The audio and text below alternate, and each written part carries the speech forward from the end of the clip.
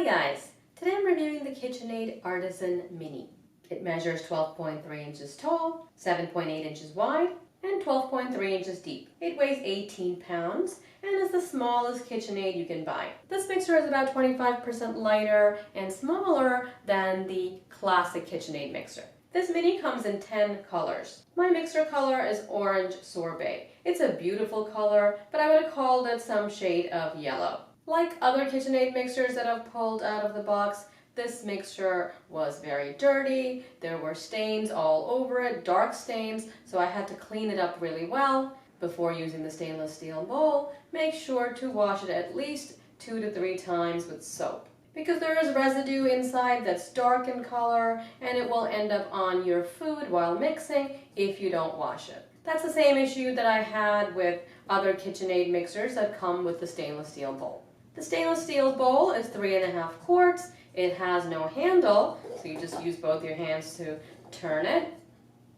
It is the smallest bowl that comes with any KitchenAid mixer. Just put it on the base and turn it, and it'll lock. Like most KitchenAid mixers, this mixer does have a tilt head design. Use the knob on the side to unlock. There is a picture over here, and just lift up the head. Put it down and turn the knob to lock.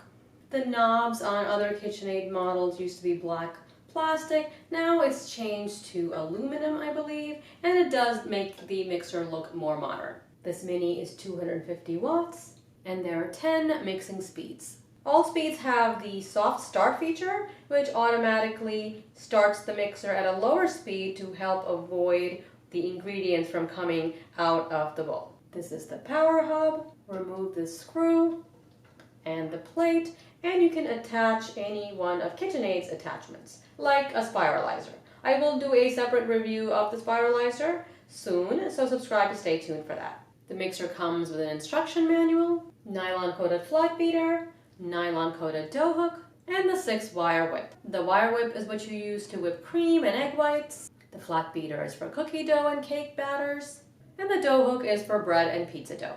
We'll test the mixer out by whipping cream, making cookie dough, and pizza dough. First, I'll whip heavy cream. I'm going to be whipping 1 cup of heavy cream. Make sure your cream is cold. I'll start at a low speed and gradually go up to speed 8. If you're whipping less than 1 cup of cream, you can go up to speed 10. Make sure your bowl is in place and locked. Your head is locked. Pour in the 1 cup of cream.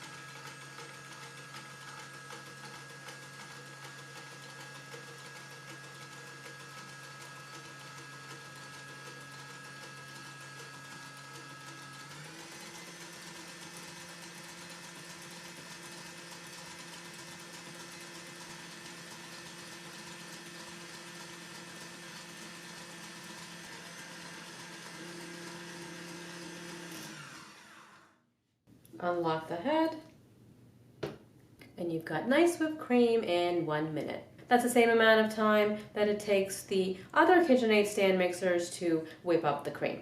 And there's no cream that's unwhipped at the bottom of the bowl. Really nice job on the whipped cream. When I was whipping the cream, I could hear the beater hit the bottom of the bowl, so I knew that this is a little too low. If your beater does that, you can make a height adjustment. What you can do is tilt the head back, and you see the screw right there. You can turn this screw with a screwdriver just a little bit, maybe 1/4 of a turn. Put the head back down and see how high or low the attachment is. So I have adjusted the height. Now I'll attach the flat beater to make cookie dough. Push it up and turn.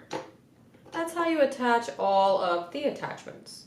I'm going to put my 2 sticks of softened butter in the bowl.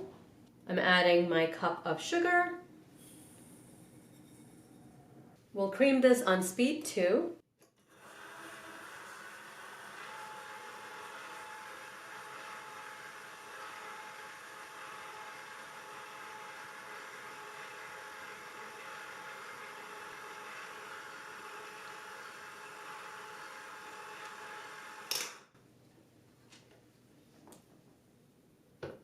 The butter and sugar are creamed nicely, and there's no sugar at the bottom of the bowl. Now I'll add my 2 eggs one at a time, still on speed 2.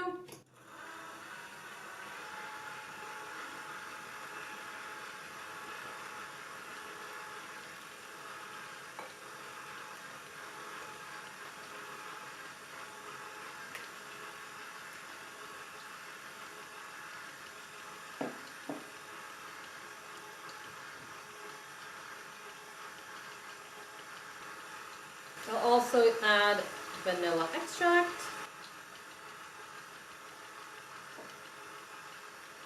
Just going to go up to speed 4 for a second.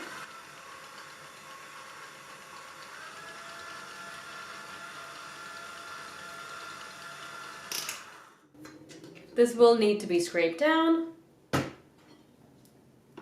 And this is the same with all mixers pretty much. You do have to scrape down at this point. Now on stir speed, I'm going to add my flour, baking soda, and salt.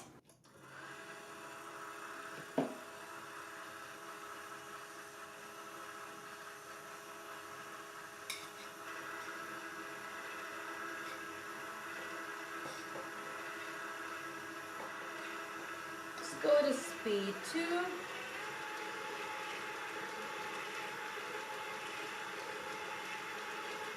Go to speed 4 for a sec.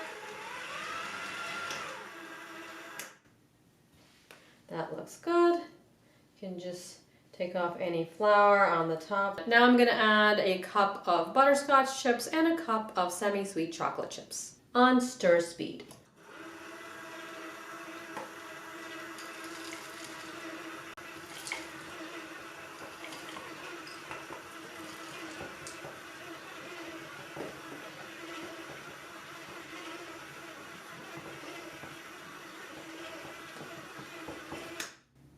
You saw that the head did move a little bit up and down while mixing the chips. Seems to have done a decent job of mixing it in. Remove the flat beater. Just going to check the bottom of the bowl.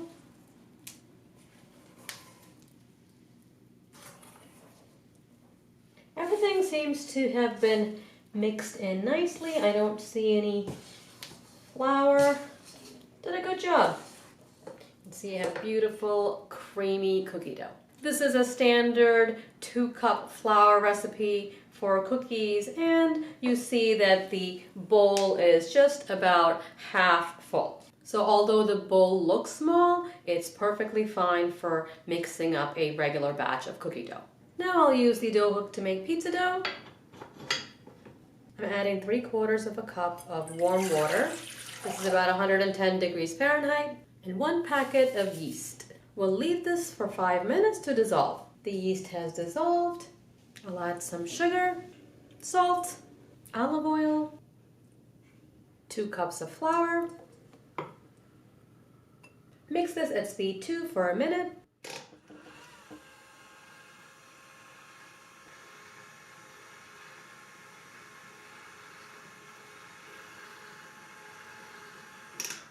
It's been a minute. You see there's still some flour on the side, so I'm going to get a spatula and just mix that in. Put it back on speed 2.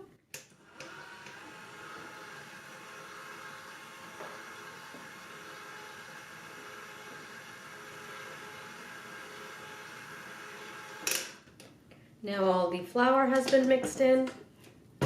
My dough is a little bit wet, so I'm going to add a little bit more flour. Mix it on speed 2.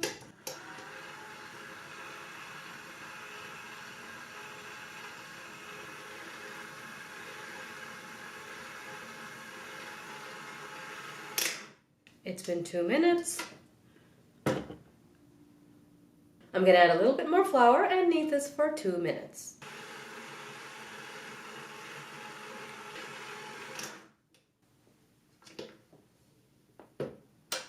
The sides of the bowl are pretty clean, and the dough is coming off the hook nicely. And our pizza dough is ready.